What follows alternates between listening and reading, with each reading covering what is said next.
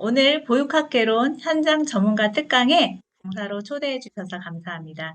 부족하지만 유아 숲놀이 프로그램 실제라는 사례라는 제목으로 잠시 강의를 하도록 하겠습니다.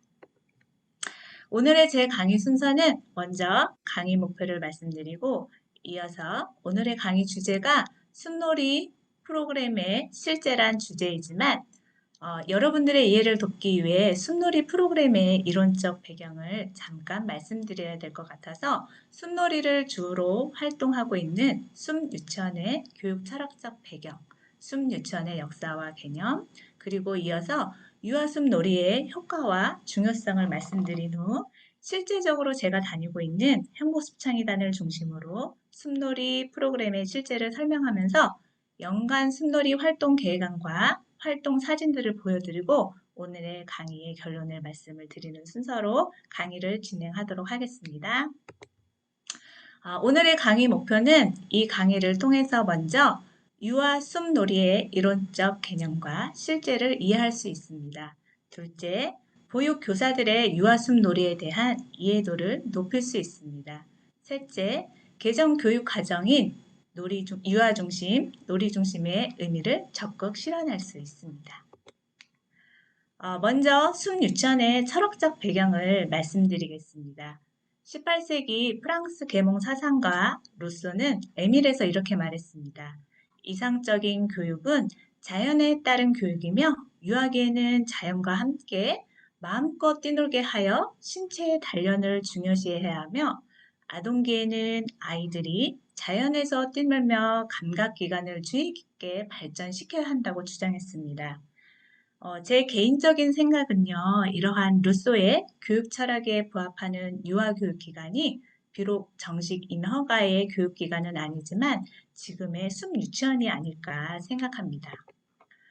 두 번째로 숲유치원의 역사와 개념을 잠시 설명드리겠습니다. 먼저 숲유치원의 역사는 지금부터 75년 전인 1946년 덴마크의 한 주부가 지역사회의 몇몇의 아이들을 도시 인근 숲으로 데려가 놀이를 했던 것이 숲유치원의 시초입니다.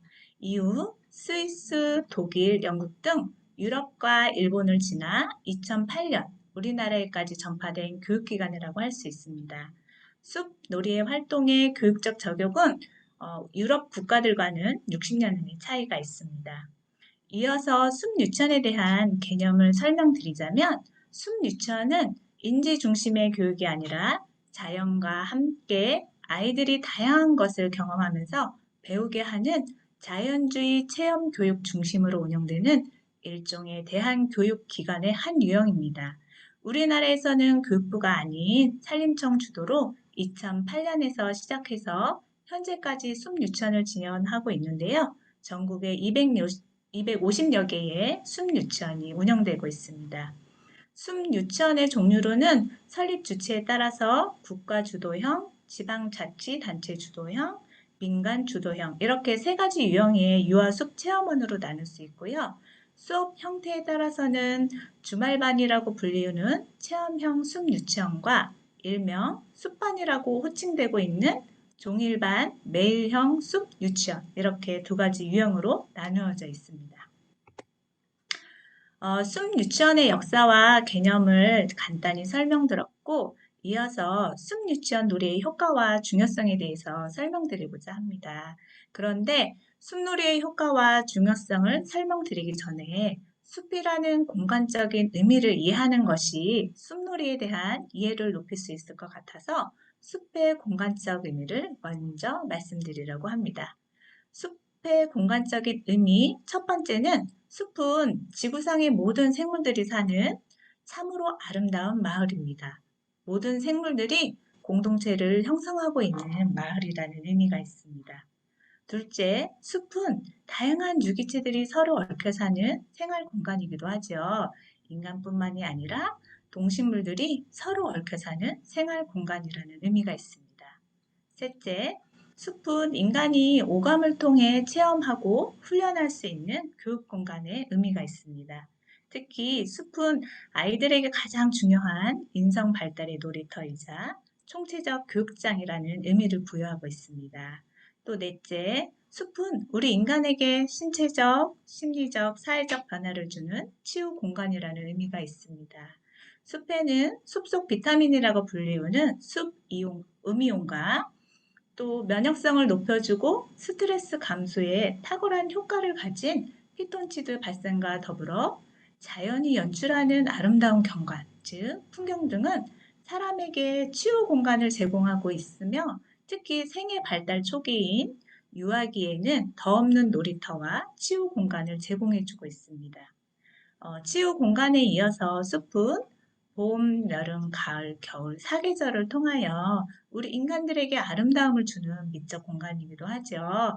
다시 말해서 숲이란 공간은 눈, 비와 더불어 사계절을 자연을 소재로 예술적 감성을 우리에게 제공해주는 공간이라는 의미가 있습니다.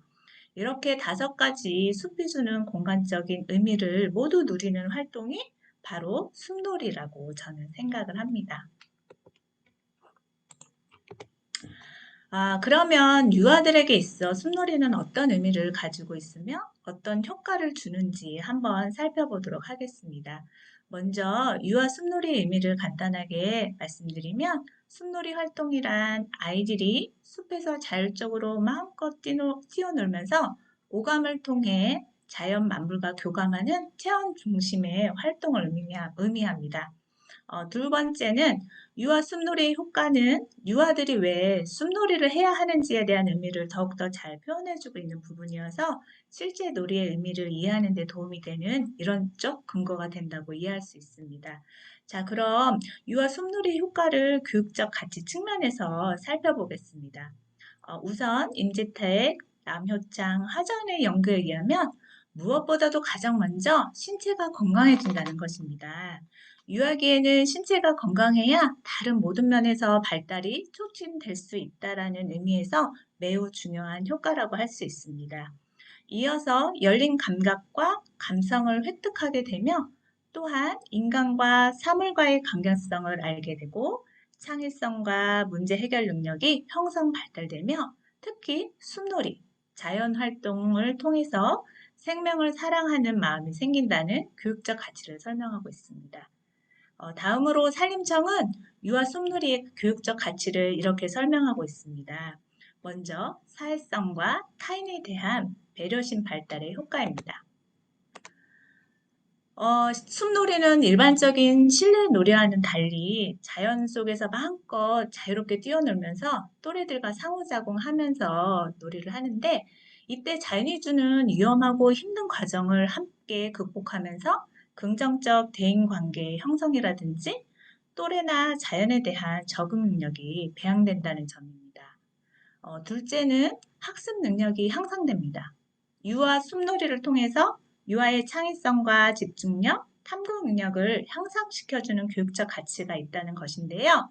실제로 저희 행복숲창의단 졸업생 부모님들의 이야기를 들어보면 한글이나 수리에 대한 학업 성취 능력이 다른 또래들보다 뛰어나다는 이야기를 많이 듣고 있어요.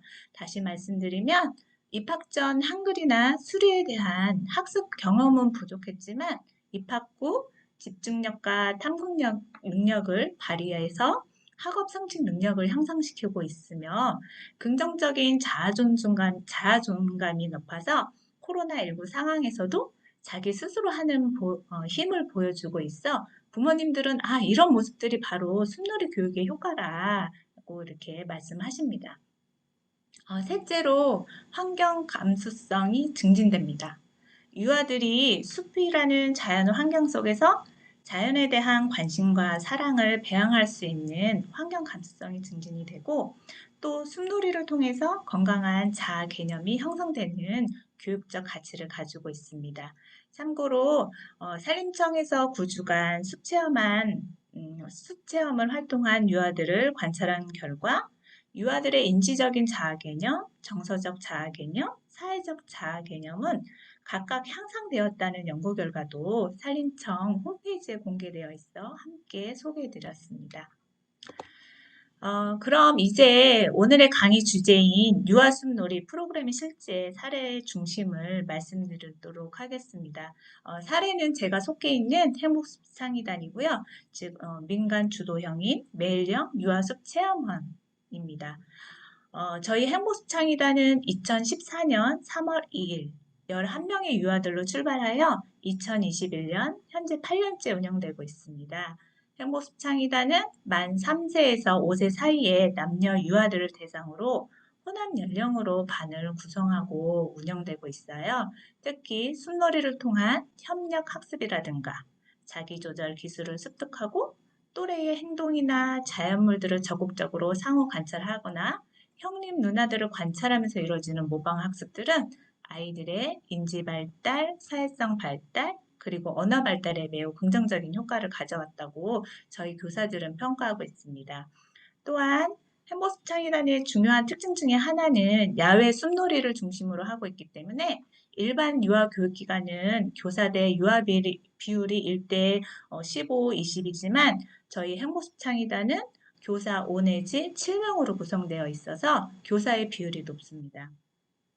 이것은 야외 지도를 할 적에 안정성을 담보해야 하기 때문에 교사 대 유아 비율이 일반적으로 높아서 저희는 현재 교사 3명, 원감 1명, 단장 1명의 유아는 16명으로 구성되어 운영되고 있습니다.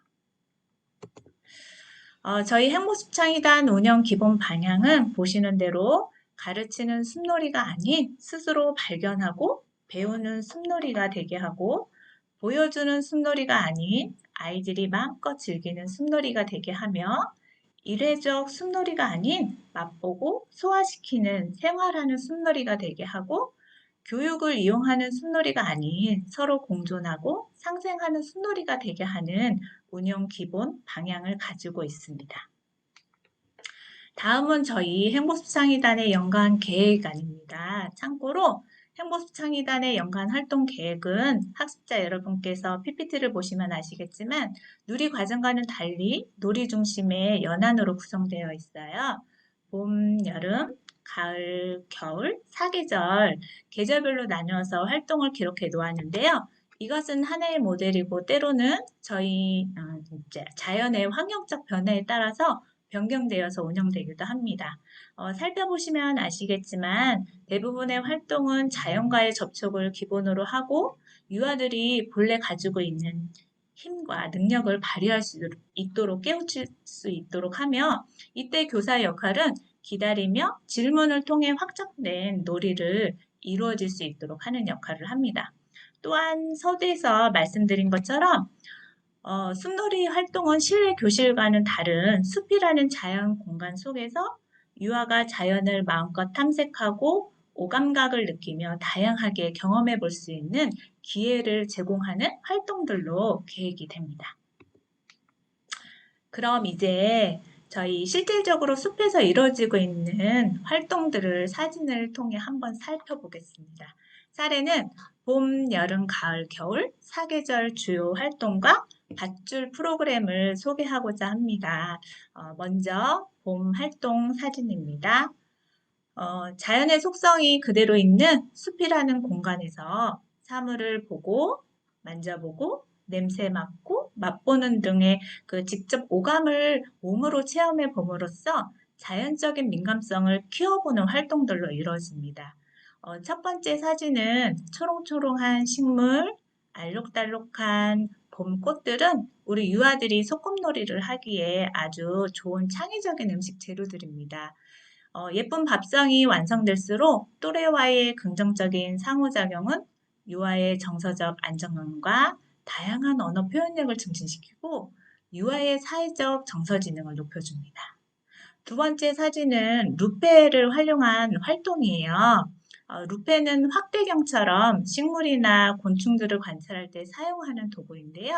사진은 루페를 활용해서 개나리꽃을 관찰하는 모습입니다. 이런 활동을 통해서 유아는 자연을 세밀하게 관찰하고 생명의 신비함을 느낄 수 있습니다.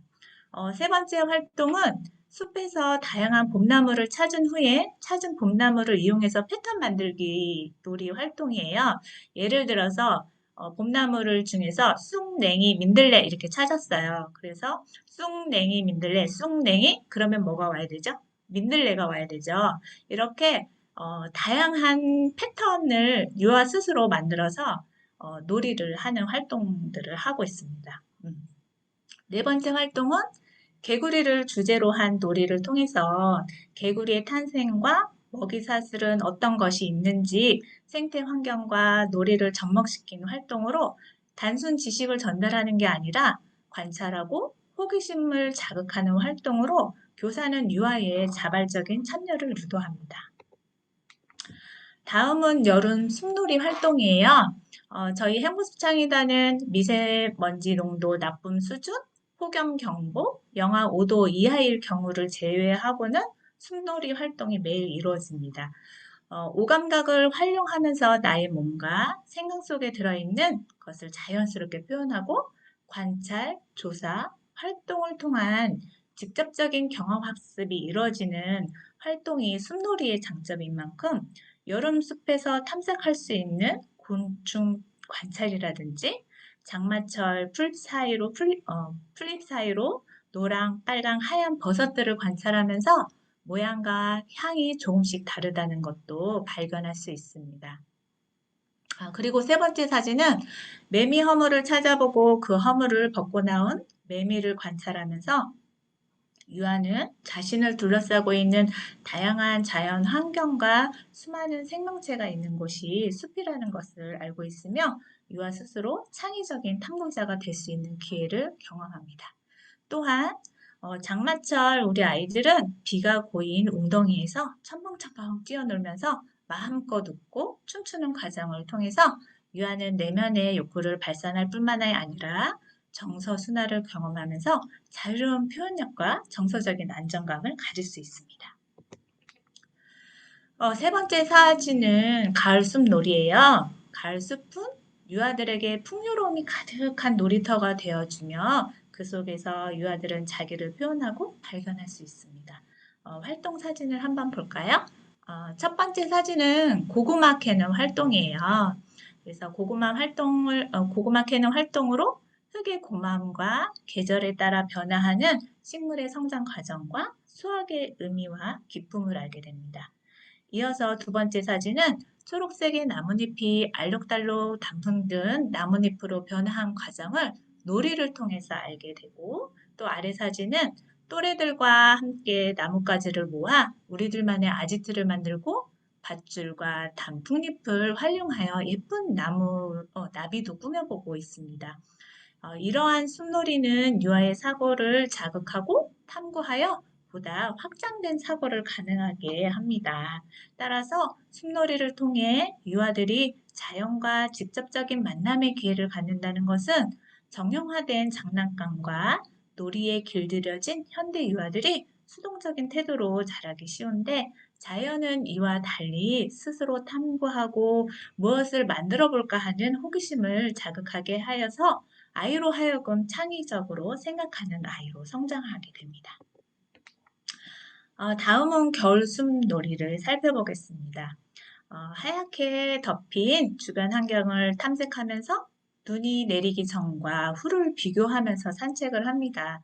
첫 번째 활동은 눈썰매를 타는 모습인데요. 미끄러진 언덕을 오를 때 나의 신체를 어떻게 조절해야 하는지 스스로 알아가는 시간이며 또 나의 신체가 눈썰매가 되어 도구 없이도 재미있는 눈썰매 타기가 가능한 활동이었습니다.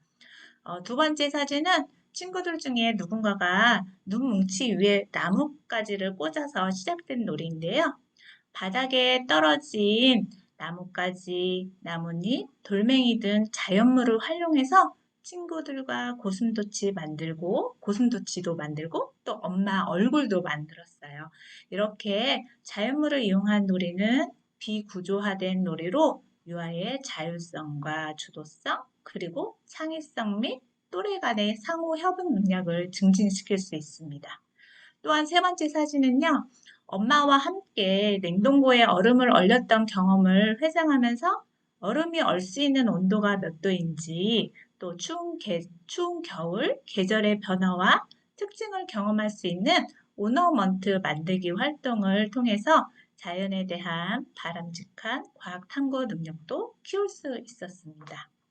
네 번째 사진은 눈덩이를 굴려서 커다란 눈사람을 만드는 활동으로 친구들과 함께 공통된 주제로 숲에서의 활동은 또래들과의 관계 증진 및 회복을 경험할 수 있습니다. 마지막 활동 사례로 2011년 우리나라에 처음 소개된 숲 밧줄놀이는 숲 공간에서 밧줄과 매듭으로 만든 다양한 놀이기구를 이용해 신체 활동을 펼치는 놀이 활동입니다. 숲 밧줄을 이용한 신체 활동은 유아의 자신감 증대, 자기 조절 능력과 친사회성과 유의미한 관계가 입증되었어요.